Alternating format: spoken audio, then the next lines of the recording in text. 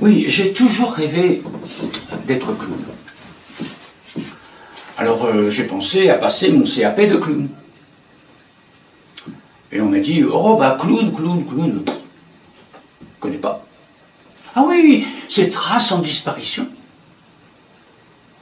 Alors, j'ai décidé quand même d'aller me rendre dans une maison de retraite de clowns.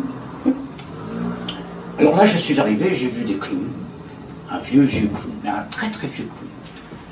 Et là, je lui ai demandé, qu'est-ce qu'il faut faire pour être clown, hein? On dit,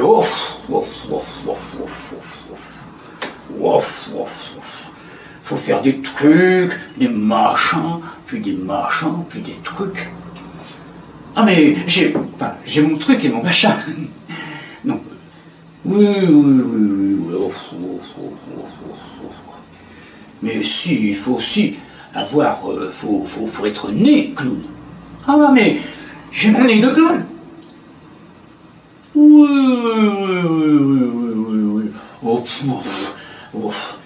Mais surtout, il faut avoir une âme de clown. Ah, mais où je vais trouver un âme de clown, moi, hein? Et puis, il s'est rendormi.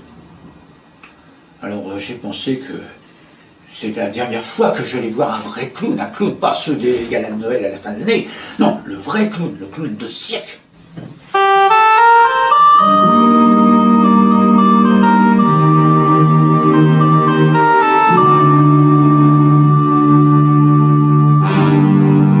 Un clown bien ridicule, et dont le nom s'écrit en gifle majuscule. Bravo pour un empire plus triste qu'un chapeau.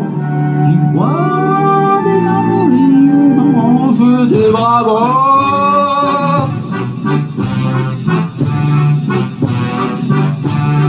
Pour son nez qui s'allume, bravo, bravo. Ses cheveux que l'on plume, bravo, bravo. Tu croques des assiettes, assis sur un jet d'eau. Tu ronges des paillettes, tordues dans un tonneau. Pour ton nez qui s'allume, bravo, bravo. Tes cheveux que l'on plume, bravo, bravo. Foule grande main s'accroche à ses oreilles, vive de ses chagrins et vide ses bouteilles. Son cœur qui se dévisse ne peut les attrister. C'est là qu'ils applaudissent la vie qu'il a ratée.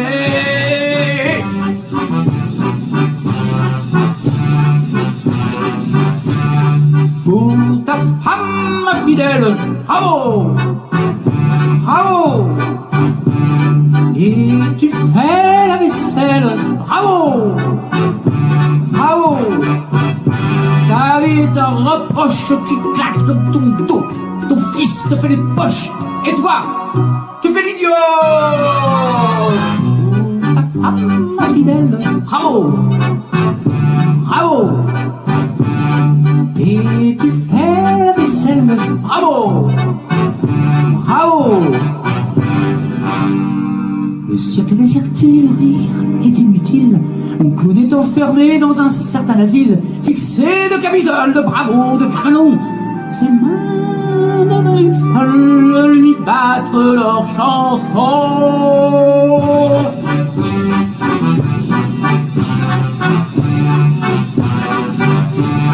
Je suis roi et je règne, bravo, bravo. J'ai des rimes qui saignent, bravo, bravo. Venez qu'on m'acclame, j'ai fait mon numéro, tout en chantant ma femme, du haut du chapiteau. Bravo, bravo, bravo.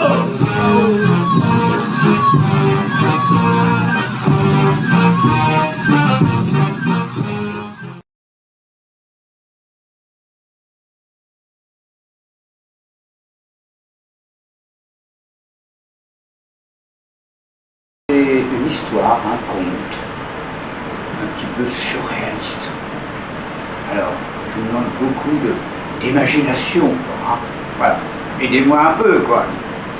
Et je vais vous raconter une histoire, un conte de mon invention. Donc je vous demande de venir avec moi dans mon imaginaire. Hein. Vous allez un petit peu m'aider parce que vous allez rentrer dans mon imaginaire. Et alors là, c'est une histoire, un conte, mais disons un petit peu surréaliste. Alors je vous invite à me suivre dans mon imaginaire, voilà. Alors oui, bah, comme il fait très chaud, j'ai prévu tout ce qu'il fallait.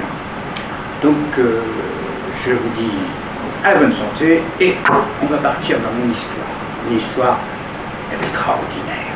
Alors il y avait une petite fillette, comme toutes les petites fillettes qui étaient un petit peu penseuses, qui rêvaient un peu. Et cette petite fillette avait la passion de regarder le ciel. Alors, dans le ciel, bien sûr, il y avait des nuages. Ah oui. Et ces nuages, ça la fascinait. Ça la fascinait tellement que, bon, il y avait des cumulus, nimbus, des nimbus, cumulus, etc. Mais elle, c'était pas important pour elle. Elle aimait la forme des nuages. Elle était passionnée par les nuages.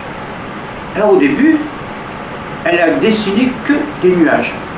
Et puis elle s'est dit, tiens, eh bien je vais rajouter une maison,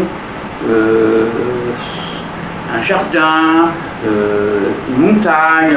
Enfin, elle a commencé à faire des paysages avec beaucoup de nuages, surtout des nuages. Faire des nuages, c'est pour elle sa passion. Et finalement, à force de travailler ces nuages, un jour, est arrivé un nuage qui est descendu du ciel jusqu'à sa portée de voix.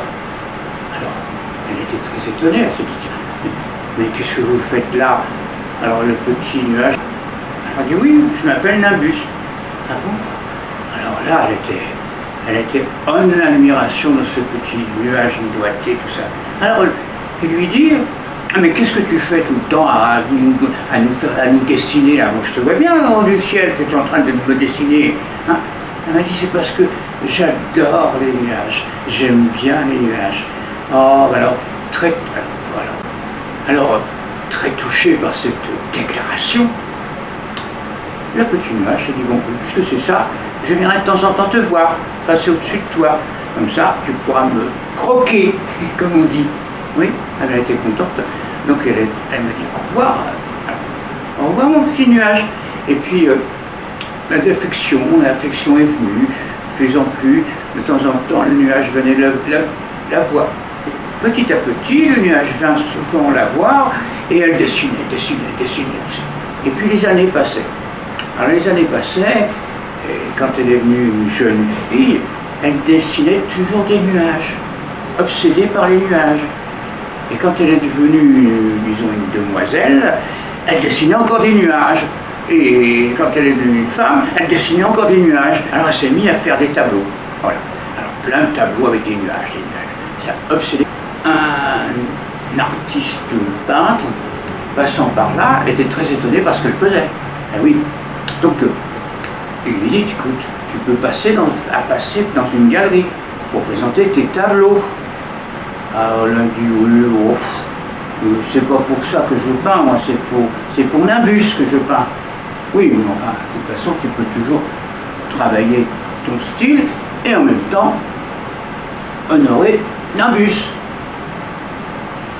Non, il dit, oui, c'est pas mal, c'est peut-être une bonne idée, hein, finalement. Oui, je vais continuer à faire. Et les années passaient,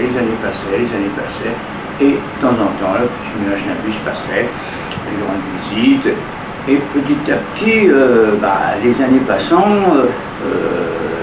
elle devint une vieille dame qui payait toujours des nuages. Alors, au bout d'un moment, Nimbus est passé la voir un soir, et il lui a dit, tu sais, hein, maintenant je suis un peu épuisé, et puis je sais qu'il va y avoir des tourments dans le ciel et que je ne vais pas pouvoir tenir, et je vais être obligé de me transformer en pluie et de disparaître. Oh non, la vieille, tu vas pas me faire ça. Elle dit, bah écoute, c'est comme ça, hein. C'est normal. Ah bon? Bon, ben alors, la vieille accepta, puis elle s'arrêta de dessiner des nuages. Et quand elle s'arrêta à dessiner des nuages, elle est partie. Oui. Elle est partie rejoindre Nimbus dans le ciel. Et là, elle se pelotonna contre un nuage. Alors dans un conte, il y a toujours une morale. Alors que serait-elle cette morale? Là j'ai difficulté à trouver une morale. Bah oui, et ben il n'y a pas de morale, simplement. Dans la vie, il faut faire ce qu'on a envie de faire. Hein. Dessiner des nuages, pourquoi pas?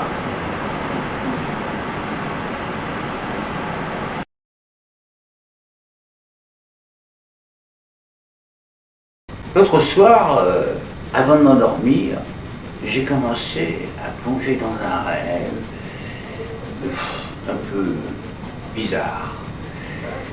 Et j'ai vu une rose, une belle rose, qui venait de naître. Et sur cette rose vient se poser un papillon qui vient aussi, lui, de naître. Alors, j'ai surpris leur conversation, ce qui m'a étonné. Le papillon, lui, qui venait aussi, lui, de naître, était très surprise par cette fleur qui était aussi belle, belle, belle. Mais moi aussi, je viens de naître, et je viens de découvrir la nature, et je viens de te voir, et j'ai été attiré par toi. Alors, petit papillon, veux-tu passer la journée avec moi pour me tenir compagnie, hein? Alors, ils passèrent la journée ensemble, lui caressant de ses ailes et elle s'ouvrant à cette tendresse. Alors, le lendemain, au réveil, elle lui dit, tu vois, petit papillon, je commence à perdre une pétale et mon souffle me manque. Et le petit papillon dit, bah, tu vois, moi aussi, avec la rosée du matin, mes ailes ont été toutes flétries. J'ai perdu mes couleurs. Alors ils passèrent la nuit ensemble, mais au matin, la rose était déjà toute flétrie.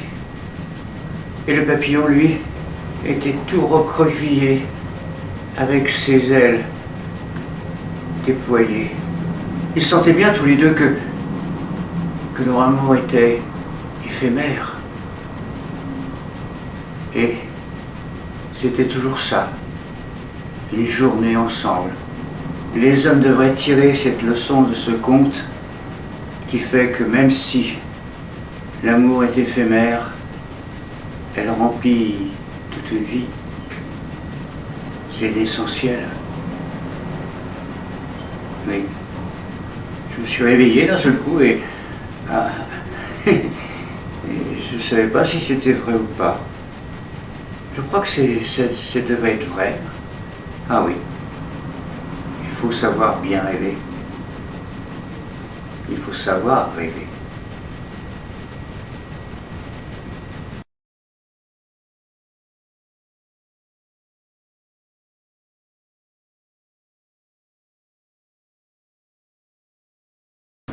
Bonsoir les amis. Eh bien, je me souviens d'un homme qui était assis sur un banc, un vieil homme, et qui se réchauffait à la chaleur du soleil pour un petit peu soulager ses douleurs. Et ce vieil homme était là, il attendait, et d'un seul coup, un jeune homme est arrivé. Et ce jeune homme s'est assis auprès de ce vieil homme et a commencé à converser avec lui. Et il dit, vous savez, vous êtes assis sur un banc magique. Alors le vieillard se dit, oh, les histoires de jeunes, hein, j'en ai entendu. Hein. Et le jeune homme en question dit, non, si, c'est un banc qui est magique et vous pouvez faire des vœux. Voilà. Et moi, je vous propose un vœu de 24 heures. Oui. Je vous propose, disons, d'endosser votre corps et vous allez endosser le mien. Et on va voir au bout de 24 heures, chacun comment il a expérimenté la chose. Bon, ça ne sera pas trop long, 24 heures, mais ça permettra peut-être de réfléchir sur la jeunesse et puis aussi sur la vieillesse aussi. Alors le vieil homme dit, oh, il n'était pas très partant, hein. Mais enfin il s'est dit oui, oh, pourquoi pas. Si ça permet de mieux se comprendre entre jeunes et vieux, ça sera toujours ça. Alors le jeune homme commençait à se transformer en vieillard, tandis que le vieillard commençait à reprendre vie avec une jeunesse qu'il avait malgré tout oubliée. Pendant ce temps-là, le jeune homme commençait à se transformer en vieillard. Il commençait à ressentir des sensations de douleur par tout le corps. Ça l'inquiétait un peu quand même. Il s'est dit, pourvu que je retrouve ma jeunesse dans les 24 heures, parce que là, je ne me vois pas supporter ces douleurs-là plus de 24 heures. Alors, le vieillard jeune homme a commencé à faire le tour de ses amis, à les rencontrer et à dire, voilà, c'est moi, mais personne ne le croyait, forcément, c'était évident que... Et il s'est retrouvé un petit peu isolé par rapport à tous ces gens qui connaissaient bien et qui se disaient, ah ben on va m'accueillir les bras ouverts. Et bien pas du tout, on était un petit peu rejetés parce que ces vieilles personnes étaient un petit peu, oui, contre la jeunesse, aigris contre la jeunesse qui représentait la joie de vivre. Et là, il s'est aperçu que dans le fond, les vieux étaient comme acariaques. Alors il a poursuivi son chemin un petit peu à droite et à gauche, mais il n'arrivait pas à enlever cette idée de l'esprit. Alors que le jeune homme vieillard faisait le tour de ses amis, et il s'est aperçu que ses amis lui critiquaient les vieillards, que c'était embarrassant, et qu'il fallait mieux qu'ils quittent la terre parce que ça coûte à la sécurité sociale, etc., etc. Donc le jeune homme vieillard a compris que finalement la vieillesse était une charge pour la société, mais en même temps était dénigrée par la société. Alors ça l'a fait aussi réfléchir. Il s'est dit dans le fond, je ne pensais pas que les gens pouvaient être aussi aigris contre les vieux. Voilà. Alors pendant 24 heures, ce jeune vieillard et ce vieillard jeune homme ont fait le petit tour de la société. Et ils se sont aperçus que quand même il y avait un sérieux problème entre vieux et jeunes. Et le lendemain, ils se retrouvèrent sur ce fameux banc magique pour mettre au point un petit peu ce qu'ils avaient ressenti chacun. Et d'à nouveau, à mesure que la conversation se faisait, ils retrouvaient enfin leur identité. Alors, moralité, il suffit de se mettre dans la peau des autres pour mieux les comprendre. C'est vrai, bien souvent, on ne peut pas comprendre les autres tant qu'on ne s'est pas mis dans leur peau. Bonsoir les amis, à bientôt. Bisous, bisous.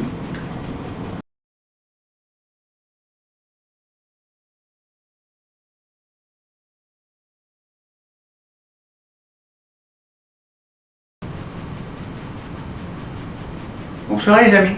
Eh bien, je vais vous raconter l'histoire d'un petit chien. Un petit chien qui s'appelait Pilou. Tout mignon, mignon, mignon, mignon, mignon. Et il entend parler son maître qui parlait de dire tiens, je pars en vacances. Alors le petit chien s'est dit tiens, on va se payer des vacances, on va pouvoir la nature, les montagnes, la mer, enfin bon. Il était content, voilà, content.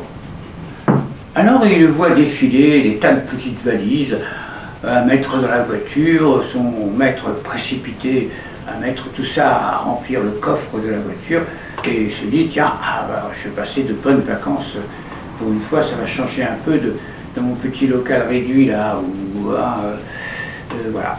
Alors au moment du départ, il me met sur la banquette arrière, bien, et puis la voiture commence à rouler, et puis moi je commençais à mettre le nez à la fenêtre qui était entrouverte là, et je sentais l'herbe, je sentais l'odeur des vaches, et je retrouvais enfin la nature, voilà. J'étais heureux. Et la voiture roulait, depuis un moment d'ailleurs, et d'un seul coup, elle stoppa. Bien, je me suis dit, tiens, c'est la pause casse-croûte, alors je vais pouvoir peut-être manger un petit peu, puis voilà, et mon maître aussi va peut-être dans l'herbe installer un petit repas, et voilà. Et ben, j'étais toute contente, voilà, tout se passait bien, quoi. Et pendant que je batifolais, disons, dans l'herbe tendre, à me rouler, à apprécier enfin la nature, d'un seul coup, je dressais les oreilles et je me rendis compte d'un bruit de moteur. Alors c'était bizarre parce que vous n'étiez pas dans un coin où il y avait des voitures, hein. Non. D'un seul coup, je me retourne à droite et à gauche, la voiture a disparu.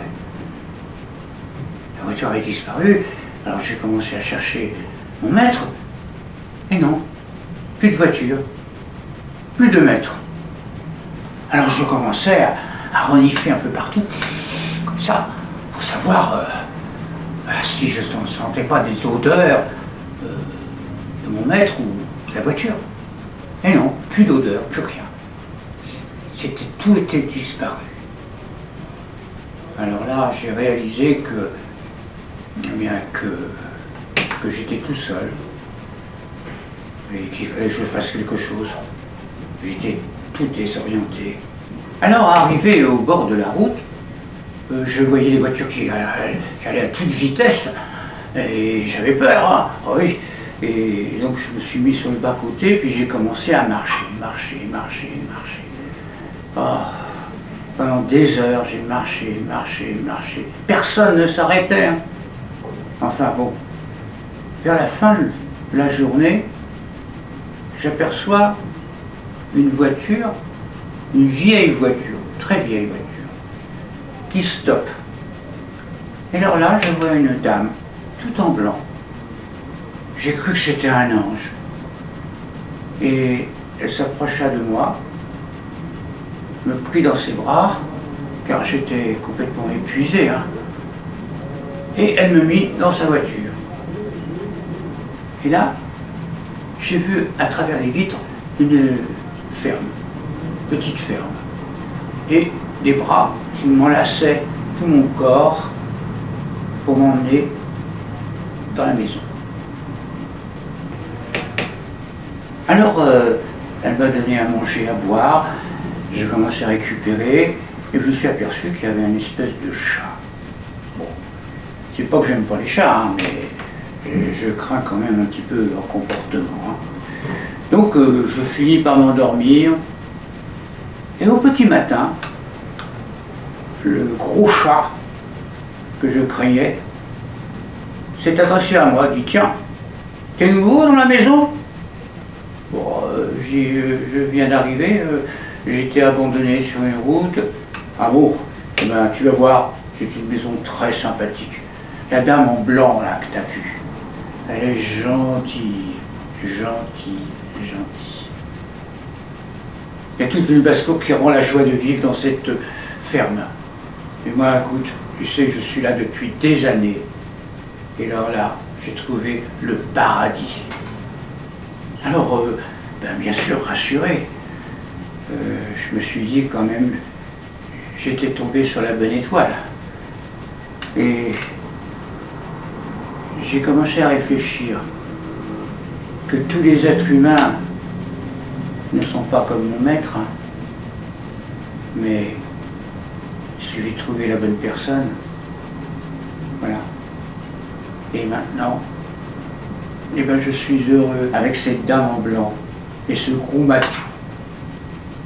Et il me vient à l'idée à me dire que, bien sûr, il y a des mauvais maîtres et que tous les humains ne sont pas comme lui. Mais il suffit de tomber sur la bonne étoile. J'ai eu beaucoup de chance.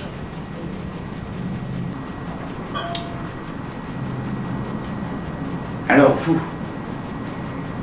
qui avez des animaux, sachez que leur amour est bien plus grand, des fois, que l'amour des humains.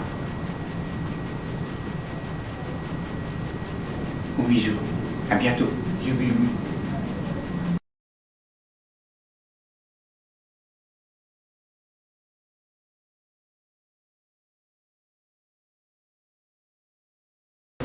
Bonsoir les amis. Eh bien en ce moment, je fais des rêves vraiment surprenants. Je sais pas, je passe une période où je rêve beaucoup. Ça m'a amené à créer un nouveau compte sur les chiens. Voilà. Donc j'ai rêvé, j'ai rêvé que j'étais arrivé au paradis des chiens. Mais alors, là la rencontre a été curieuse et le dernier rêve que j'ai fait, ça pourrait être un espèce de conte sur les chiens. Pas tout au moins sur un chien. Voilà, au paradis des chiens, il y a toutes sortes de chiens, des petits chiens, des gros chiens. Et là, j'étais abordé par un molosse, un chien impressionnant. Ce moment, j'ai eu un peu peur. J'avoue qu'il était impressionnant. Et il vient près de moi et il me dit « Ah, je voudrais vous parler, vous, humain. » Je dis « Bah oui, je veux bien. » Pas très rassuré d'ailleurs, hein, mais enfin bon... Alors pour tout dire, il me dit « Je suis de la race des matins de Naples. » J'avoue que ça ne me disait pas grand-chose. Oui. Il m'explique aussi, explique un peu, mes ancêtres, eux, étaient en quelque sorte dressés dans les arènes romaines, avec les esclaves, comme les gladiateurs, les lions, enfin. À l'heure actuelle, on nous utilise maintenant par nos instincts un petit peu agressifs, on nous utilise dans la police ou enfin, dans les trucs de sécurité pour les délinquants. Voilà. Alors, j'ai été donc, on peut dire, formaté pour être un... Quand je suis rentré dans un espèce d'organisme de sécurité, comme ils disent, j'ai eu un maître qui m'a, on peut dire, éduqué. Moi j'appelle plutôt dressage, enfin. Les humains disent éduquer. Ça les déculpabilise un petit peu, quoi, en quelque sorte. Et alors donc, là, j'ai appris à maîtriser, en quelque sorte, mes instincts qui ont servi un petit peu les humains. Puis un jour, je ne sais pas ce qui m'a pris, finalement, révolté contre ce dressage éducatif, si on peut dire, je me suis révolté et j'ai attaqué mon maître. Et j'ai fait subir tout ce qu'il m'a fait subir. Et là, disons que pour les humains, j'ai dépassé les normes. Alors je suis passé devant un jugement qui a dit que finalement j'étais plus rentable et qu'il fallait qu'on m'euthanasie. Mais finalement, cette mort artificielle qui m'a été infligée, je pense que finalement ça a été une libération pour moi, parce que je n'avais pas envie d'être comme je suis. C'est les hommes qui m'ont rendu ce que j'étais. Alors, devant ce colosse, ce chien qui imposait par sa présence, je me suis dit, oh là là, et j'ai eu de la compassion pour lui. Oui, de la compassion, en me disant, mais mon Dieu, ce que les hommes sont capables de faire à des animaux qui finalement, je ne veux pas dire qu'ils sont inoffensifs, mais qui ne sont pas prêts à servir l'homme de la façon que l'homme veut qu'il les serve. Alors ça m'a laissé songeur, oui, très songeur, oui, sur la mentalité des hommes. Alors je me suis réveillé d'un seul coup et j'ai été marqué par ce rêve qui est la réalité. Bonsoir les amis, à bientôt et bisous.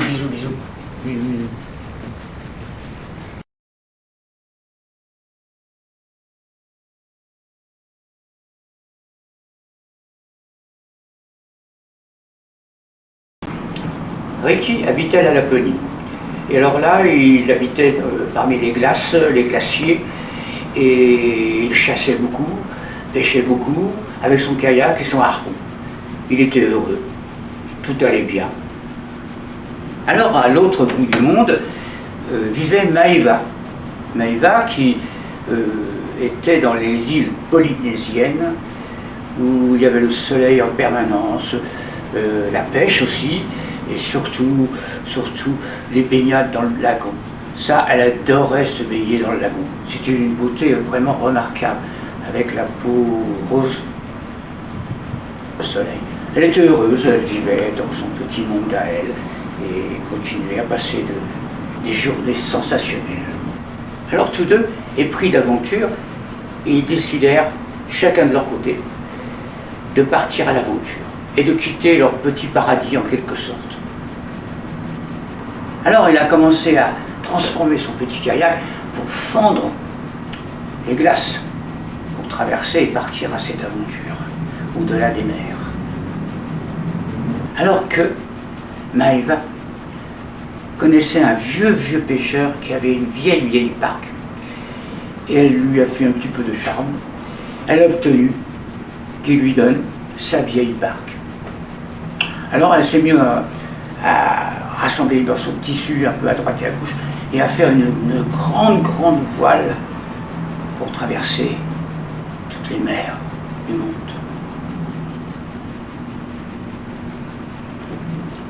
Chacun de leur côté partir à l'aventure, en espérant qu'ils allaient rencontrer des choses extraordinaires. Alors ils débarquèrent dans un pays tout à fait quelconque, où il n'y avait pas de soleil, où il n'y avait pas de glace, neutre, un pays ordinaire, on peut dire. Et puis ils sont, comme le hasard fait bien les choses, ils se sont rencontrés, et il faut avouer que Maeva était d'une beauté extraordinaire. Lui, il était aussi un beau jeune homme, et ils tombèrent amoureux. Et alors ils se mirent ensemble et commencèrent une vie amoureuse et pleine de promesses. Mais au bout d'un certain temps, on peut dire que Ricky s'ennuyait un petit peu de ses chasses et de sa pêche parmi les glaces. Alors il était devenu un petit peu triste. Et Maeva, de son côté, c'était pareil. Oui. Elle rêvait de ses pêches qu'elle faisait aussi dans le lagon, et aussi de ses baignades au soleil, et ses grandes plages, et cette beauté de paysage qu'elle n'arrivait pas à oublier. Alors, chacun de leur côté, ils se parlèrent et dirent qu'il faut qu'on fasse quelque chose. Je sais pas quoi, mais il faut qu'on fasse quelque chose. Oui, surtout Maïva était bien décidée alors de faire quelque chose. Elle avait pris autorité un petit peu dans le ménage. Alors ils décidèrent de dire, tiens, on va aller voir le maître de l'univers pour expliquer notre cas. Et lui, il va peut-être trouver une solution à nos problèmes.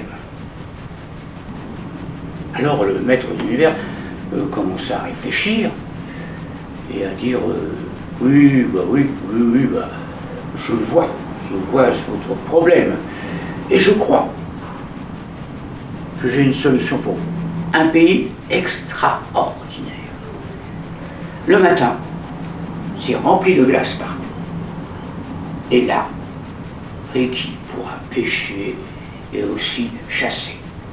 Eh bien, l'après-midi, la glace commence à fondre, l'eau se réchauffe, devient chaude et se transforme en l'eau limpide du lac.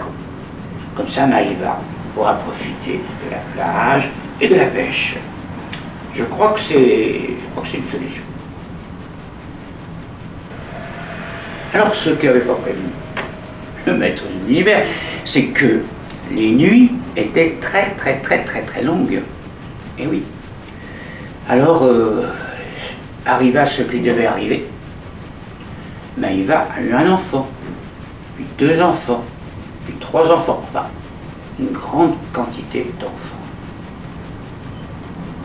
Alors, la légende veut que tous ces enfants-là sont devenus des îles, mais des îles japonaises, ce qui a expliqué la formation du Japon. Alors la moralité de cette histoire, c'est très simple. Il suffit d'organiser ses journées et ses nuits pour vivre heureux, en amoureux et trouver le bonheur. Maïva et Ricky vivent dans le parfait amour. Alors j'espère que ce conte vous fera rêver et je vous dis au revoir mes amis et de beaux rêves. Bisous, bisous, bisous.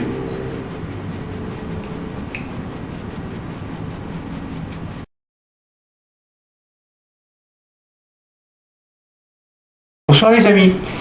Eh bien, j'ai surpris mon crayon, ma gomme, ma feuille, avoir une discussion entre eux. Alors je me suis approché. Alors le crayon disait tout simplement, oui, toute la journée, j'ai dessiné, j'ai écrit, j'ai même écrit une lettre d'amour, et je suis complètement épuisé. Mais alors, vraiment épuisé. Il me tarde d'aller au lit. Et puis la gomme a répondu au crayon en disant, bah oui, mais tu vois pas, moi, toute la journée, j'ai passé mon temps à gommer toutes tes erreurs. Hein. Ouais. Ça a été une journée épuisante pour moi aussi. Alors la feuille, elle disait oui, mais je vous ai supporté tous les deux. Hein. Et là, ça a été dur, hein, parce qu'à chaque fois, j'ai reçu des coups de crayon, des coups de gomme. Et moi, je suis complètement aussi épuisé. Alors, tous les trois se plaignaient d'avoir une journée épuisante. Et le crayon aussi disait oui, ça a été difficile parce que ça a été combien de fois pris en main, redessiner, réécrire, enfin bon, c'était très compliqué. Puis la gomme aussi, bah oui, la gomme disait à chaque fois que tu faisais une erreur, tout simplement moi j'étais là pour rectifier toutes tes erreurs. Hein. Enfin tout le monde se plaignait. Puis la feuille disait bah oui, moi j'ai souffert aussi. Hein. Bah oui. Avec ses grattages et puis ses gommages et tout ça, voilà. Tout ça, c'est votre faute. Hein. C'est votre faute. C'est vrai que ça a été une journée épuisante, mais malgré tout, j'en garde de bons souvenirs, parce que j'ai dessiné des belles choses. Et puis aussi, j'ai envoyé une lettre d'amour à quelqu'un. Alors donc, une lettre d'amour, c'est important hein, quand même. Donc, fatigué, mais heureux. Et surtout, je crois que je vais dormir avec comme on dit, le devoir accompli. Alors la gomme répond au crayon en disant « oui, moi je suis contente aussi. Hein. Ah oui, parce que j'ai modifié toutes tes erreurs, j'ai tout gommé proprement. Et ça a sorti une belle lettre d'amour et puis un beau dessin. Et oui, je suis contente, je vais pouvoir m'endormir tranquille et rêver aussi un peu. Oui, oui. Dit oui, moi aussi, j'ai souffert parce que vous m'avez fait souffrir. Hein. En s'adressant au crayon et à la gomme. J'ai dit oui, vous m'avez fait souffrir, mais malgré tout, je suis contente quand même, parce que j'ai pu apporter un beau dessin, une belle lettre d'amour, et je crois que c'est la lettre d'amour qui m'a le plus touché. Toi, crayon que tu as pu transcrire, était très éloquent. Ils étaient très beaux. Ils étaient très très très beaux. Et puis, heureusement que Madame Gomme était là quand même pour modifier quelques petites choses. Il faut avouer que quand même, elle était là quand même, elle avait quand même son rôle important, la gomme. Alors tous les trois, ils étaient heureux. Ils étaient heureux d'avoir fait, pas une œuvre, mais disons, avait transcrit un message pour les humains. Et c'est bien d'être un crayon, une feuille et une gomme.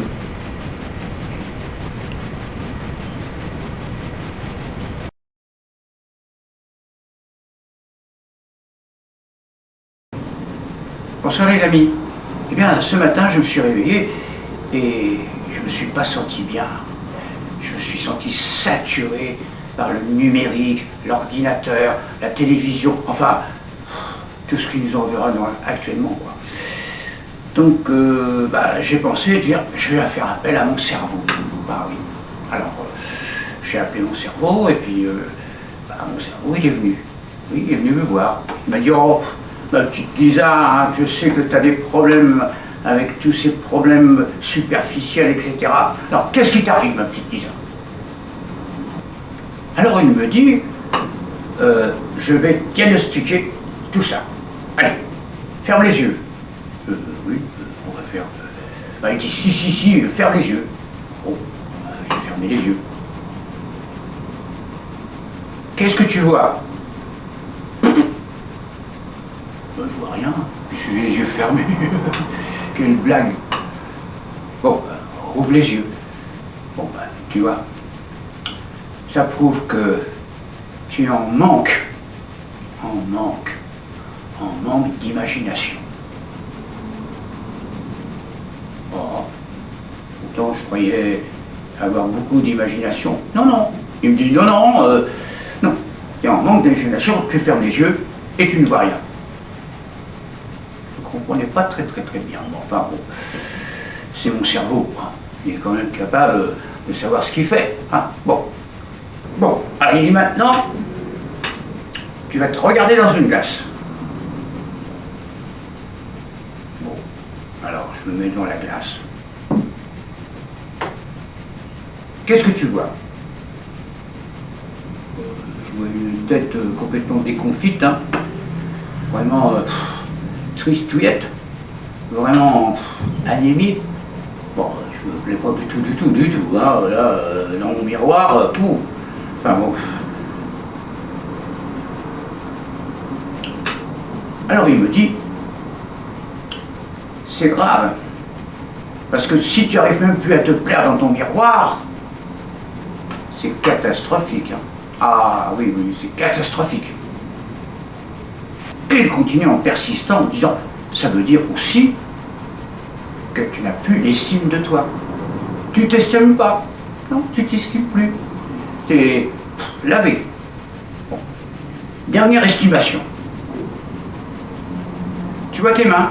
Oui, je vois tes mains. Et alors c'est les mains. Laquelle qu'a donné? Ça va te donner à quelqu'un. Celle-là. Et qui a reçu? Celle-là. Alors tu sais quand même ce que tu donnes et ce que tu reçois. C'est déjà quelque chose. Tes mains ne te trahissent déjà pas. C'est déjà ça. Hein. Bon, bah, j'ai une recette pour toi. Tu vas partir à la montagne, enfin, dans un coin où il n'y a personne, dans un monastère par exemple. Et moi je serai là, moi petit cerveau, à te surveiller, que tu récupères bien.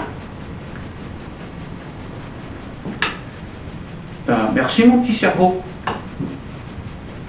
Bien, tu sais, tu peux compter sur moi, je te surveille.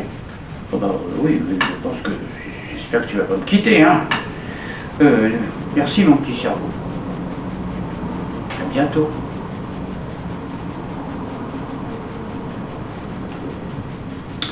Eh bien, ça m'a troublé tout ça. Il faut reconnaître que ça m'a troublé énormément de parler à mon cerveau comme ça. Mais il m'a donné de bons conseils. Je crois que dans la vie, il faut essayer d'échapper à toute cette société de... Je vais pas dire. Cette société de...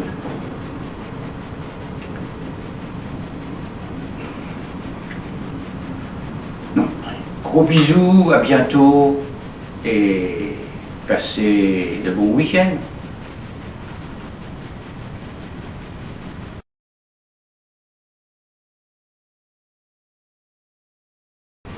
Bonsoir mes amis, eh bien, hier soir, j'étais installé dans mon lit, tranquille, avec la fenêtre ouverte, et je regardais le ciel qui était tout noir.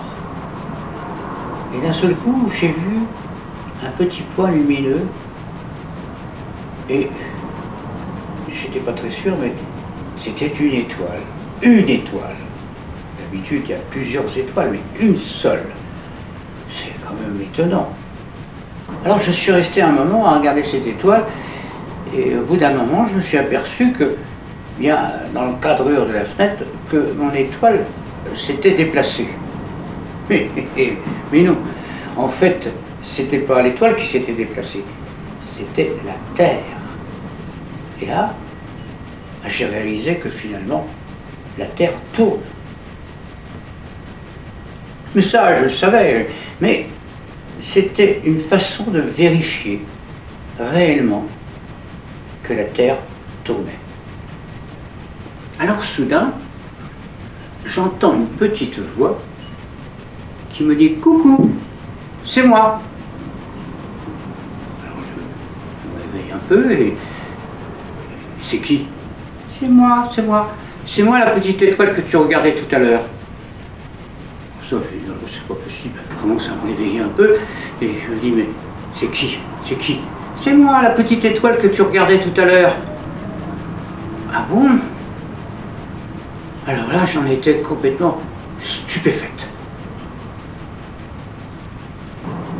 Oui, c'est moi. Oui, je voyais que tu étais en train de m'observer. Et comme tu es la seule sur Terre à observer les étoiles maintenant, alors j'ai dit, tiens, je vais y rendre visite. Bon, alors ça c'est gentil. Et puis, finalement, c'est vrai que je t'admirais, tu étais toute seule dans ce ciel tout noir. Parce que, figure-toi que les autres étoiles ne peuvent plus passer.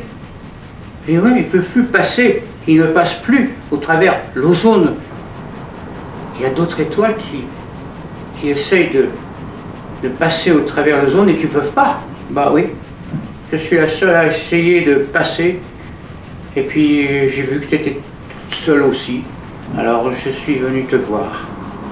Alors je voudrais que tu dises, arrêtez de polluer la Terre, car vous ne verrez plus le ciel, ça sera fini. Hein, vous n'aurez plus d'étoiles. Je suis la seule à essayer d'avoir passé à travers l'ozone, mais là, les autres ne peuvent plus passer. Tu sais, hein, les humains, ils sont ce qu'ils sont, hein. Ils sont stupides. Et puis je peux rien, moi je peux rien contre ces humains stupides. Bon, alors la solution c'est que je descende sur Terre et que je m'écrase sur la Terre pour qu'ils réalisent qu'il y a encore des étoiles dans le ciel. Ah non, non, non, bah ne fais pas ça, ne fais pas ça. Ça ferait trop de dégâts. C'est pas une solution. Bon, bah écoute, essaye de les sensibiliser, ces pauvres petits humains.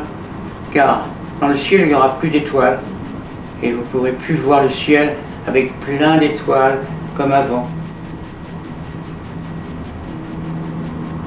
Bah oui. Je ne sais pas quoi te dire.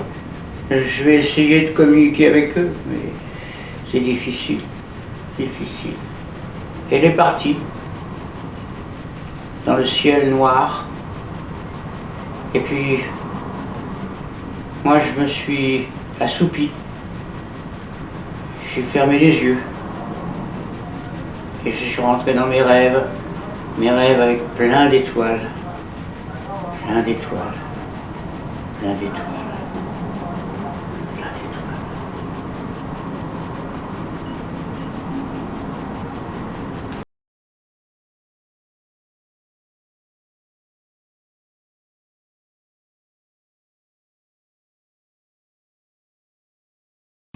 Bonsoir mes amis. Eh bien, je vais vous raconter une histoire bien étrange. Oui, il y avait une jeune femme qui faisait son jardin avec ses fleurs un peu partout. Et cette jeune femme s'appelait Butterfly. Et elle était complètement désespérée, mais vraiment désespérée de voir ces fleurs qui n'arrivaient pas à pousser à cause de tous les pesticides. Peste, ça vient de là, hein. Pesticide, c'est ça. Et donc elle est complètement désemparée, et d'un seul coup elle entend un bruit derrière elle. Alors elle se retourne, et d'un seul coup elle voit un être étrange. Il avait des oreilles un peu pointues, des gros yeux, et il commençait à s'effrayer, et elle avait peur. Et alors le jeune homme en question, pour la rassurer, dit ne t'inquiète pas, je viens d'une autre planète et je m'appelle Oméga. Ah, Oméga. Alors la jeune fille est un petit peu rassurée quand même. Alors elle dit au jeune homme, je suis complètement désemparée à cause des pesticides, hein, que je n'arrive pas à me débarrasser. Je sais que faire.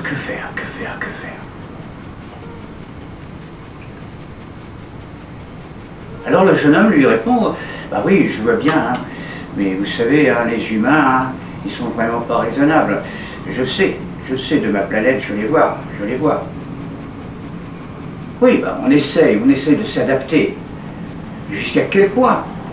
On dit bien, l'adaptation est le propre de l'homme, mais là je crois que on est au bout de l'adaptation. Ah oui.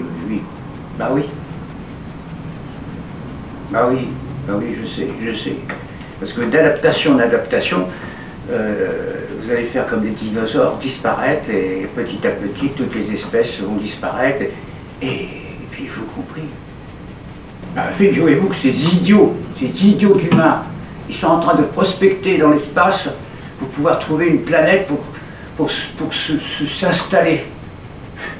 Alors ils vont continuer à polluer l'autre planète aussi, comme ils ont fait déjà avec la Terre. Eh oui. Mais il n'y a rien à faire. Rien à faire. Moi, ne vous inquiétez pas, On les arrêtera juste avant qu'ils fassent toutes les bêtises. Mais ça va être difficile parce qu'ils sont têtés. Enfin. Je vous plains, ma pauvre petite Butterfly. Mais comment vous savez mon nom? Ah, mais vous savez, de là-haut, on sait tout. Tout ce qui va arriver. Oh. Vous êtes tellement jolie. Je peux vous emmener sur ma planète. Et là, vous pourrez cultiver toutes les fleurs que vous voulez. Vous verrez, ça pousse très bien là-bas. Oui, je ne peux pas. Je suis attaché à ma terre, malgré tout. J'ai mes amis, mes parents. Je ne peux pas quitter cette terre qui m'a vu naître. Je ne peux pas l'abandonner, c'est pas possible. Alors, non, je vais rester. C'est comme vous voulez, mais c'est bien dommage. Et puis, d'un seul coup, il avait disparu. Il était parti. Alors, elle se souvenait de ce jeune homme qui était un peu bizarre avec ses oreilles et ses gros yeux, mais qui était très gentil, vraiment gentil. Oui, vraiment gentil. Alors, mademoiselle Butterfly finit ses jours avant la grande catastrophe qu'elle n'a pas vue. Et je crois qu'il faut vivre avec cette idée-là, qu'il va y arriver quelque chose. Eh bien, vous savez, les contes, finalement, des fois disent la vérité. Peut-être que ça sera la vérité, hélas. Je vous dis au revoir les amis, et à bientôt pour un nouveau petit conte. Bisous.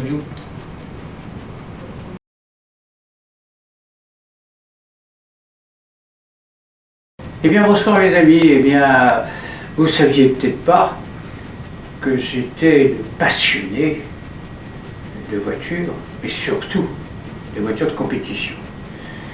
Et il m'arrive encore d'aller de temps en temps où il y a des marchés d'occasion, de vieilles voitures, de flâner et de me perdre dans un certain passé.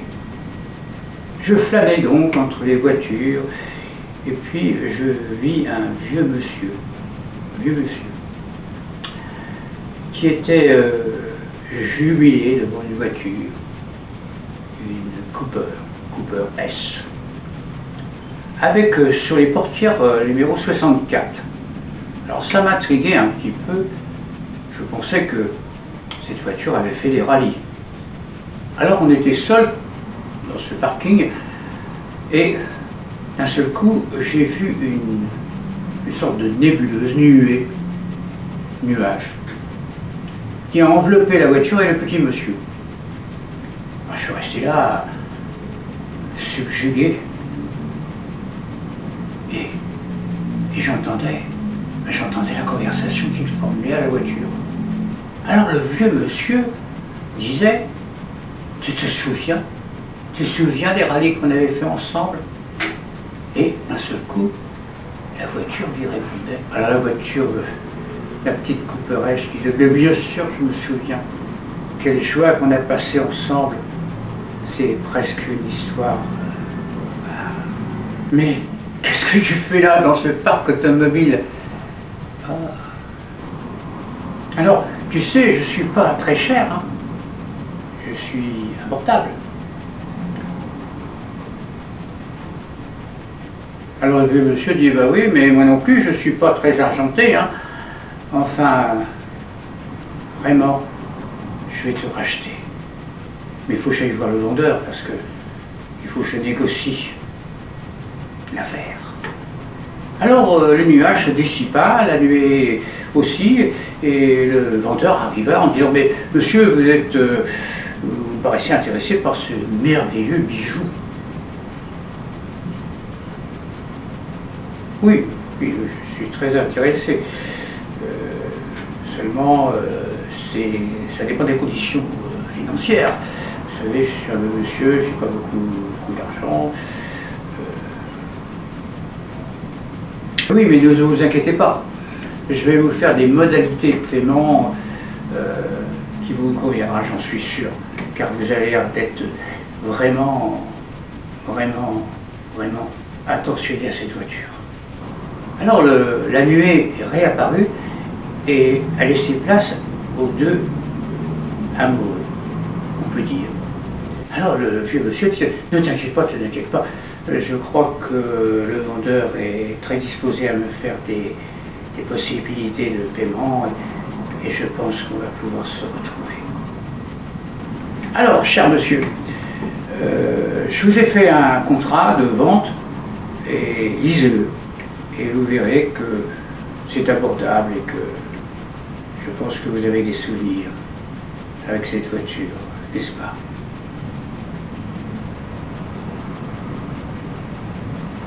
Oui, un petit peu. Eh bien, je crois que l'affaire est faite. Je crois que je l'achète. Je l'achète. Alors le nuage, la petite nuée, est réapparu pour laisser nos amoureux une conversation intime. Et le vieux monsieur dit, bah, tu sais, j'ai bien l'intention, bah, je crois que tu auras besoin d'une bonne révision, hein, mais je te propose de refaire le tour de Corse en rallye. Mais cette fois, tranquille, hein. Plus ton âge, plus le mien, tranquille. Alors le nuage nuée est parti, et il a vu partir ces deux amoureux ensemble, et il s'est dit, bah, j'ai fait une bonne affaire. Bonne affaire, parce que j'ai rendu heureux un homme et une voiture numéro Cooper S64. C'est merveilleux. C'est un conte qui me touche beaucoup. Au revoir mes amis. Au revoir. À bientôt. Et bisous bisous.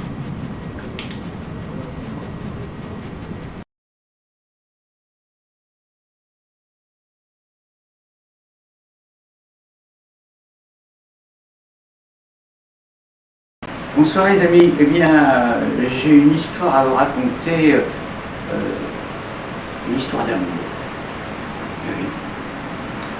Et c'est l'histoire d'un petit poisson et d'un petit oiseau. Alors un petit poisson, un petit oiseau, s'aimaient d'amour tendre. Mais comment s'y prendre quand on est là-haut? Un petit poisson, un petit oiseau, c'est d'amour tendre. Mais comment s'y prendre quand on est dans l'eau? Alors quand on est là-haut, ben, on regarde en bas pour voir son amour qui nage. Et on voudrait bien changer au cours du voyage ses ailes en nageoire, les arbres en jouard, et le ciel en peignoir. On voudrait que vienne l'orage qui apporterait plus d'un message, qui pourrait changer d'un coup le voyage. Alors, qui pourrait changer les plumes en éclats, les ailes en chandail, et puis les algues en paille. Alors, un petit poisson, ce oiseau, c'est médaille pourtant. Mais alors, comment s'y prend quand on est là-haut? Hein? Un petit poisson, un petit oiseau, c'est médaille pourtant. Alors, comment s'y prend quand on est dans l'eau? Alors, c'est une histoire qui est impossible, mais finalement, on peut rêver. L'amour n'a pas de limite, n'est-ce pas? Eh bien, mes amis, je ne sais pas si vous avez reconnu la chanson, parce que c'est une chanson.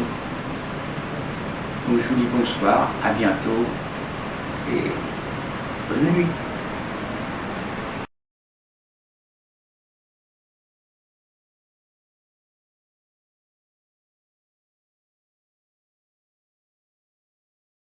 Bonsoir les amis. Eh bien, je ne pouvais pas faire autrement que de faire un conte sur le silence. Bah oui, ancien mime que je suis, le silence, ça me connaît un tout petit peu, quoi. Alors, le silence n'a pas de frontières. Le silence n'a pas de sexe non plus. La couleur du silence, c'est la couleur de l'eau, c'est la couleur de l'air, c'est la couleur de l'idée de couleur. Il est relatif le silence. Silence de plomb, silence de plume, mais c'est toujours le silence. Quelle est la différence entre silence et silence? Il va du silence comme le ton de la musique. Certains silences s'accordent avec d'autres silences. Alors là, quel silence! Il est polyglotte le silence. Silence de la langue, silence du cœur, silence du corps. Mais le silence n'existe pas. Tic-tac, tic-tac, tic-tac, tic-tac, tic-tac, tic-tac. Reprenons. Tic-tac, tic-tac, tic-tac, tic-tac. Oh! Si le temps pouvait mordre le silence. Eh bien, mes chers amis, je ne sais pas si vous avez tout compris dans le silence, mais le silence, ça fait du bien de temps en temps. Je vous dis donc bonsoir, à bientôt, et bisous bisous. Bonsoir les amis. Eh bien, je vais vous raconter une histoire, un conte, qui est sur le Japon, sur l'histoire de samouraï. Et oui, les samouraïs, ça fait rêver. Alors, mon histoire commence dans un petit village japonais. Et à l'époque, il y avait des samouraïs qui étaient là pour protéger, en quelque sorte, les villageois des brigands. Voilà. Donc ils étaient chargés, il y avait 2 ou 3 samouraïs qui étaient chargés du village pour, disons, garantir une certaine sécurité dans le village. Alors il y avait une jeune femme qui s'appelait Tintai et qui finalement transportait de l'eau pour sa famille. Elle était en train de se reposer tranquillement et se mirait un peu dans l'eau, s'admirait un petit peu et d'un seul coup, tout en regardant dans l'eau, elle vit quelqu'un qui était derrière elle.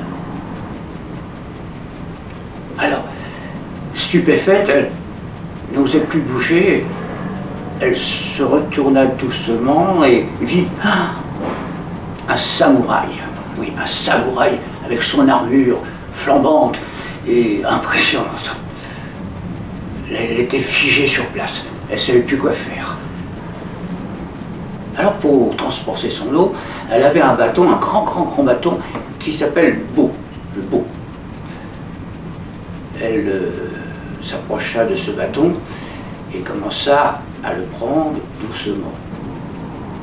On ne peut pas dire que commença une conversation intéressante, parce que le samouraï commença à l'harceler et disons, la conversation était plutôt plus qu'entreprenante.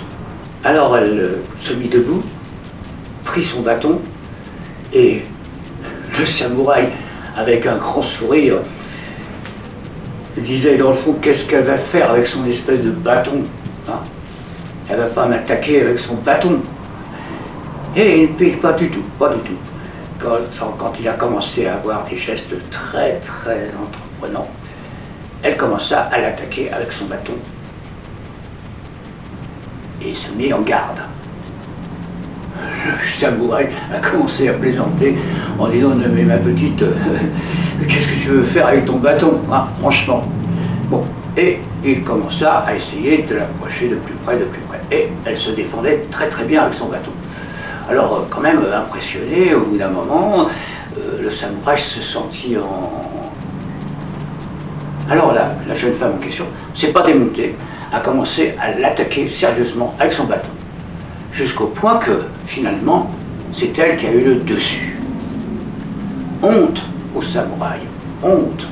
Quand il est rentré au village, qu'il a raconté ça à ses collègues samouraïs, eh bien, ça a été, disons, la honte des samouraïs.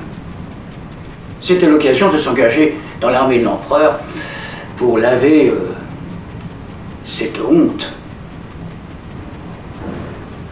Alors les villageois se dirent, mais nous n'avons plus de protecteurs maintenant, c'est à cause de cette femme qui a osé braver un samouraï, alors ils la chassèrent du village. Oui, alors Tintai avait de la réserve, et de la volonté.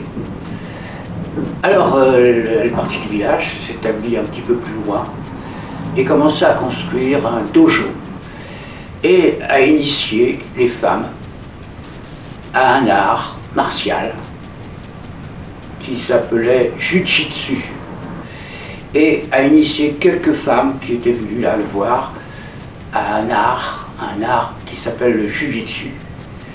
Et ce Jujitsu en question s'est développé progressivement en venant à notre époque maintenant, qui s'appelle le judo et le karaté, et en fait tous ces arts martiaux. Et bien, c'était grâce à cette femme qui avait commencé à initier d'autres femmes à se défendre. Et les siècles passant, il y a un art qui s'est développé au Japon, qui est un sport plus ou moins féminin, qui s'appelle l'aïkido. C'est-à-dire on utilise l'énergie de l'adversaire pour le vaincre. Eh bien maintenant, les femmes actuelles qui sont harcelées ont la possibilité de se défendre grâce aux arts martiaux. Donc je les invite un peu à s'initier dans cet art pour calmer quelques ardeurs d'harceleurs de notre société. Eh bien, mes amis, je vous remercie de m'avoir bien écouté, et à bientôt, et bisous, bisous.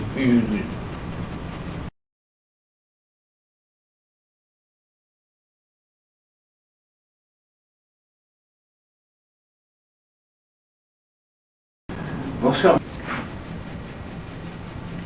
Bonsoir mes chers amis. Eh bien, disons que j'ai fait un rêve, on peut dire extraordinaire. Eh oui, extraordinaire. J'ai rêvé simplement d'Augustin. Ah oui. Et alors là, j'ai commencé à m'apercevoir qu'Augustin parlait avec quelqu'un. Et d'un seul coup, je me suis aperçu que c'était Julie. Oui, Julie, c'était sa partenaire de scène quand il faisait des tournées internationales. Alors là, j'ai surpris leur conversation. Et ça m'a fait doublement rêver. Je suis parti dans mes souvenirs que je ne peux pas oublier. Ah, ma petite Julie, je te retrouve. Qu'est-ce que tu es devenue, hein? Où t'étais plus passé, hein? Oh, bah, c'est tout simple, hein. Moi, j'ai été mis au placard, voilà. On m'a mis dans un lit, et puis bon, décoration, voilà. Et voilà, c'est tout. Et ben, écoute, je suis bien content de t'avoir trouvé, hein. Alors, tu te souviens de toutes les tournées qu'on a fait presque dans le monde entier? Ah, quelle belle époque, c'était quand même formidable, hein, quand même. Ah là là là là, que de souvenirs, que de souvenirs, que de souvenirs. Ah oui, si tu veux, je m'ennuyais dans mon coin là et personne ne pensait à moi. Et franchement, c'est vrai que c'était des souvenirs incroyables, incroyables, incroyables. Ah bah tu sais, la personne qui nous a créés, hein, la petite Lisa qui nous a créés, oui, eh bien, elle m'a récupéré pour faire des chroniques, des chroniques sur vidéo, des espèces de chroniques là. Et j'ai pu continuer. Et cette fois je parle. Ah oui, maintenant je Je suis un comédien à part entière. Ah oui, à part entière, je suis un comédien à part entière. Oh bah tu sais, hein, j'aurais bien voulu aussi, hein, moi aussi, participer à ces chroniques, mais on m'a pas demandé, hein. On m'a laissé sur mon lit, là, en décoration.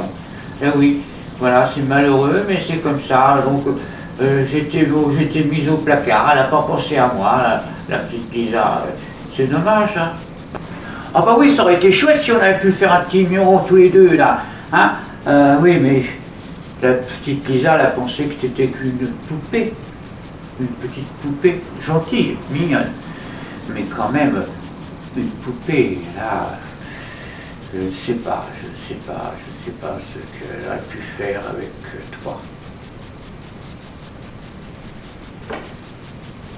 Oh bah, je ne sais pas, mais peut-être qu'elle aurait pu me faire parler, hein. En voix d'off. En voix d'off, oui. Peut-être que j'aurais pu parler en voix d'off. Voilà. Et oui. Et comme les ventriloques, tu sais, les ventriloques, ils parlent aussi avec une poupée, hein. Et j'aurais pu faire ça. Et oui, oui, oui, oui, oui, oui, oui. Ah, faut lui donner l'idée, hein.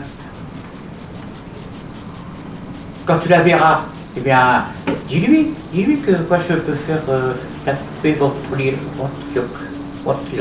Et oui. Dis-lui.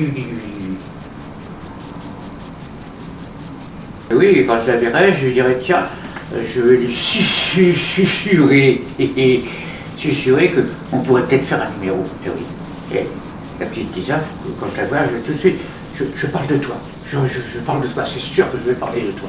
Oui, ah oui, tu me manques énormément. Ma petite Julie, oh oui, ma petite Julie. J'adorais ma petite Julie quand je faisais des spectacles avec elle. Oui, c'était... Julie, c'est promis, je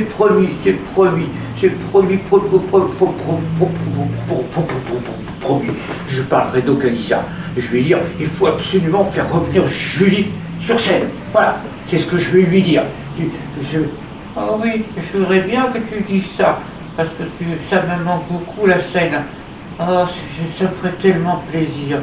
Eh bien, dis-lui bonjour de ma part. Tu sais que je peux parler aussi. Oui, je peux parler. Oui, comme les ventriloques. Oh oui, on pourrait faire un numéro de ventriloque. Ça serait formidable. Moi je parle pas, je parle comme ça. Oui, on pourrait faire un numéro de ventriloque. Moi je parle. Et puis toi, tu parles. Et elle parle aussi. Et voilà, ça serait rigolo. Ouais. Quand je verrai Lisa, je lui en parlerai sérieusement. Eh bien... Endors-toi, ma petite. Endors-toi, ma petite Julie. Oh oui, je tiens tellement à toi, tu sais. On a tellement fait de la scène. On a tellement partagé des instants merveilleux. Ah, il faut que tu reviennes sur scène. Il faut que tu reviennes sur scène. Oui, il faut que tu reviennes sur scène. Bisous, ma petite Julie. Alors, après ce rêve, qui m'a touché profondément, forcément, c'est un rêve, mais en même temps avec mes souvenirs. Et puis aussi cette demande de Julie qui disait, bah oui, mais tu m'as laissé pour compte. C'est vrai que finalement... alors peut-être que ça va me donner l'idée de faire parler Julie. Oui. Peut-être de nouveau Augustin Julie. Je sais pas.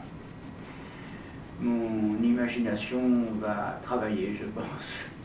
Eh bien, je vous dis bonsoir, mes amis, et bisous.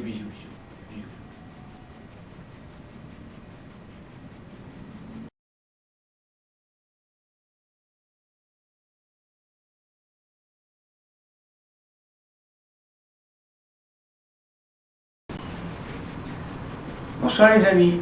Eh bien, je vais vous raconter un conte, et comme tous les contes, ça commence, il était une fois.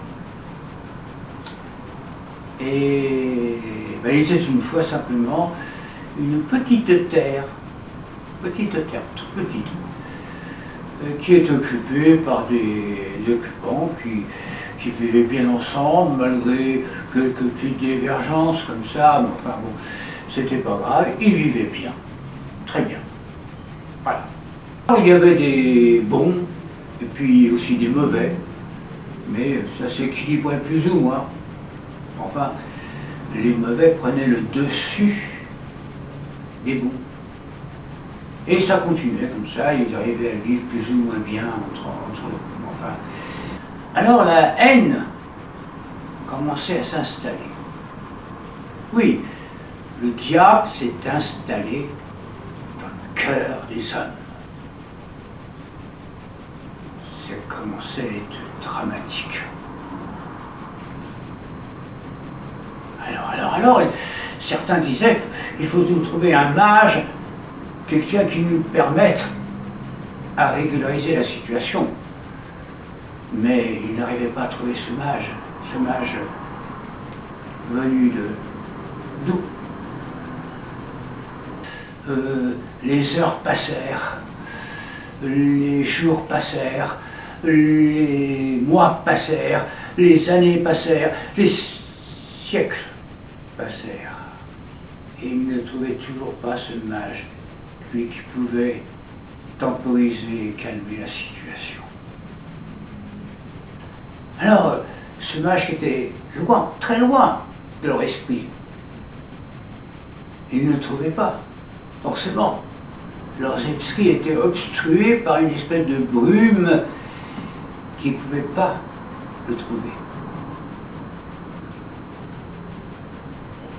Alors le mage leur a dit, tant que vous êtes embrumés par la haine, je ne viendrai pas vous aider. C'est pas possible. Ils essayèrent de ranger leurs affaires, mais ça ne s'arrangeait pas. Et le mage s'est dit, tant qu'il y aura de la haine, je ne pourrai pas les aider. Alors, je suis sorti de mon rêve et tous les jours, j'en appelle au mage qui pourrait régulariser la situation de ce peuple déchiré.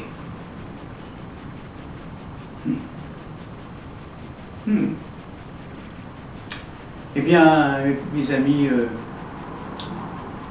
je vous dis bonsoir. Essayez de trouver ce mage en question pour le persuader de calmer la situation.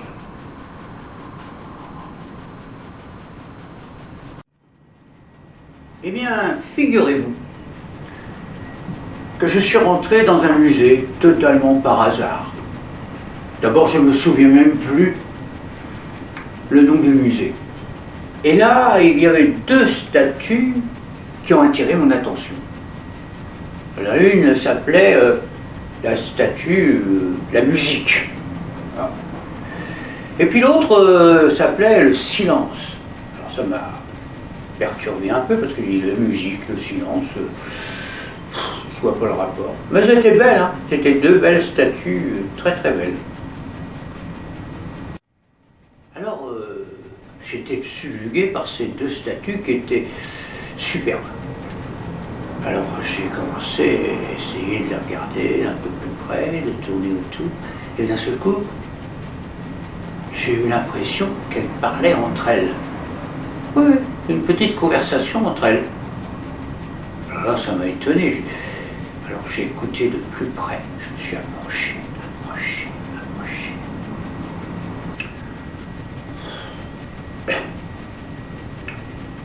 Alors la statue qui représentait le silence dit non, attention. Il faut savoir que pour le bien-être de l'individu, il est indispensable d'avoir le silence. Le silence permet de rentrer sur soi et permet de mieux comprendre son état d'âme. Donc le silence est indispensable aussi. Oui, bien sûr, je vous comprends.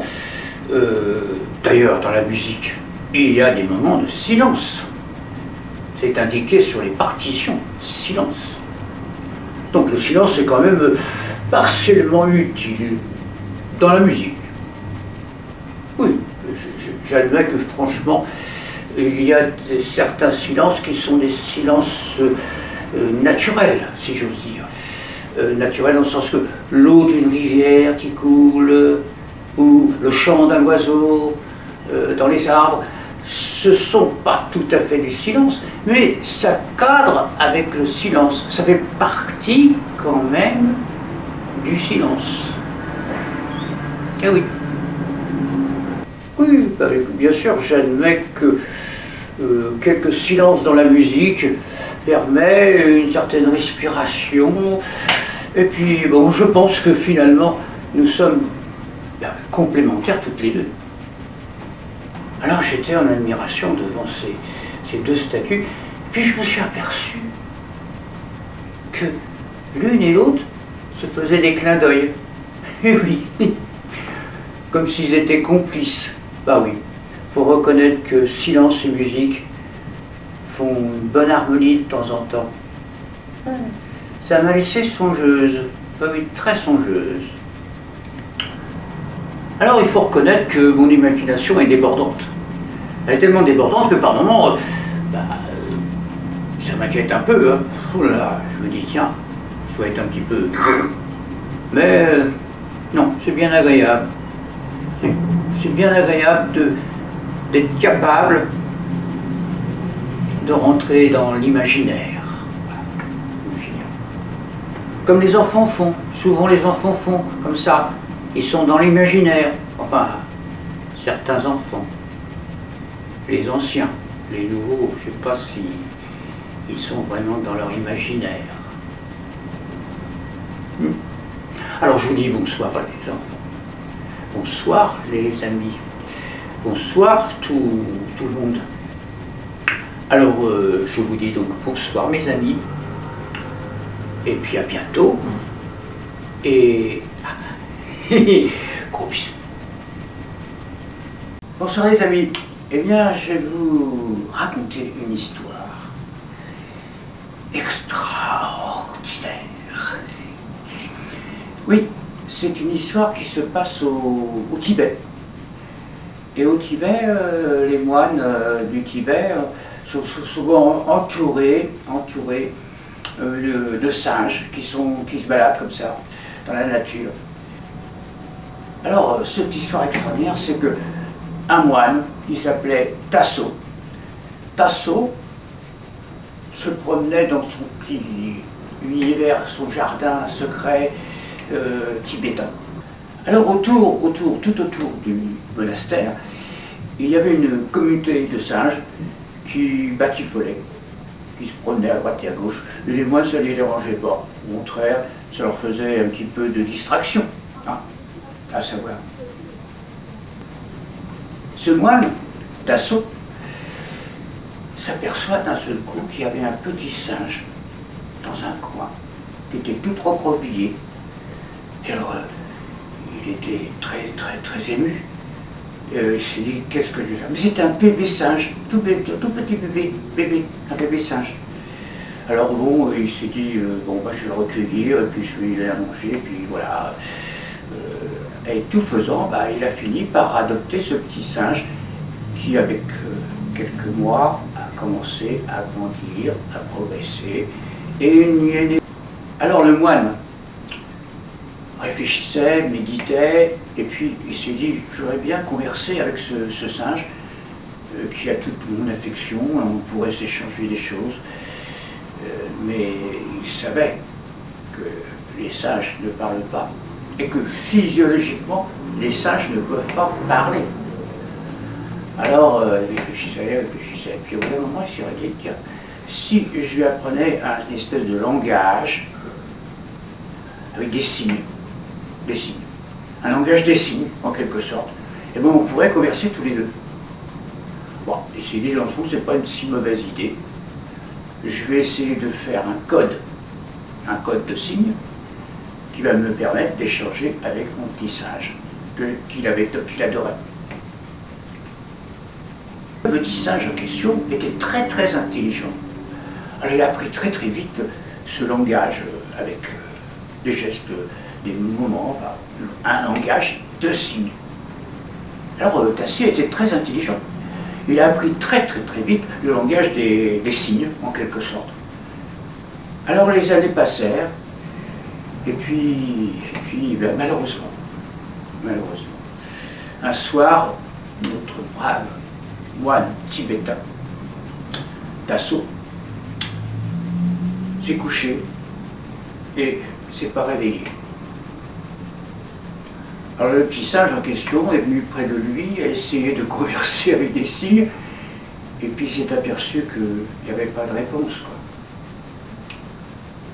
quoi. Or, toute la communauté des moines ne savait que faire de ce singe, qui était très intelligent. On ne pouvait pas le garder dans le sanctuaire monastique, en quelque sorte. Alors ils décidèrent, malgré tout, de le remettre dans la communauté des singes qui entourait le monastère. Alors le petit singe a retrouvé ses compagnons. Et puis il a commencé à essayer de communiquer avec eux. Et là, il a commencé à enseigner le langage des signes aux autres singes, qui finalement au début étaient un petit peu troublés par ces gestuels qui étaient un petit peu bizarres, quoi, mais qui finalement permettaient de communiquer entre eux. Ben, ils se sont aperçus que c'était quand même formidable de pouvoir communiquer. Voyez-vous, qu'un explorateur qui passait par là par hasard s'est aperçu que ces singes conversaient entre eux par des signes. Alors ça lui a donné l'idée de relever les différents signes sur un carnet, et c'est comme ça qu'est venu chez les humains le langage des signes. C'est quand même beau, hein, quand même, qu'il faut que ça vienne d'un animal pour initier les humains. Et oui, c'est une belle légende, je crois. Bonsoir mes amis. Oui, en ce moment, je rêve beaucoup. Oui. Par rapport au monde qui nous entoure, on a besoin de rêver. Mais je rêve quand je dors. Voilà. Alors j'ai rêvé dans mon sommeil que je rencontrais un ange. Alors, évidemment, on ne rencontre pas des anges tous les jours, hein. Surtout à l'heure actuelle. Alors il me dit, oui, on a essayé de trouver des solutions, mais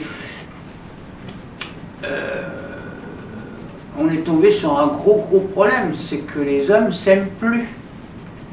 Et nous, on aime les hommes et on veut que les hommes s'aiment.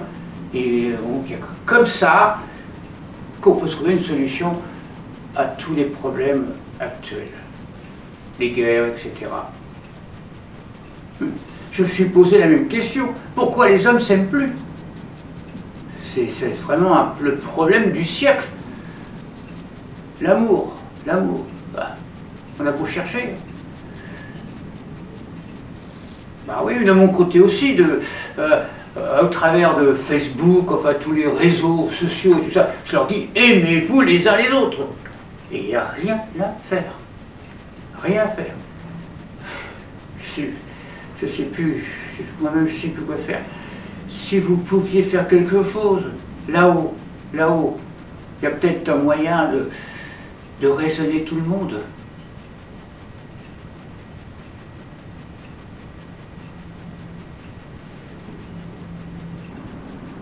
Alors il me dit, l'ange, nous ne pouvons rien non plus.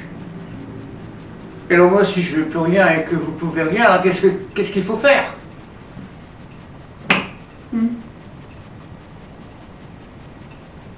Alors il me dit, simplement attendre. Attendre que la raison leur revienne. C'est mal parti, quoi.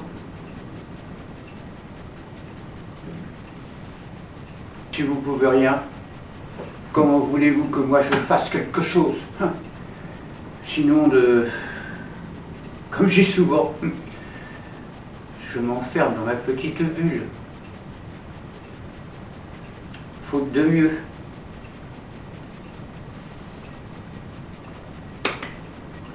Alors d'un seul coup, j'ai eu un choc, je me suis réveillé, je suis affolé, j'ai cherché mon ange partout, mais il n'était pas là, il était parti. Il n'était qu'un rêve. Un rêve. Un rêve. Eh bien mes amis, je vous dis bon week-end, puisque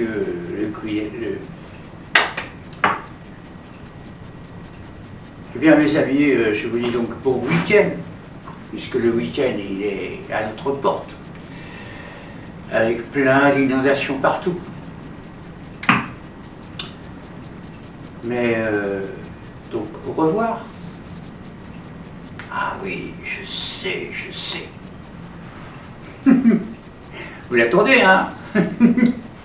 Gros bisous. Bisous. Au revoir.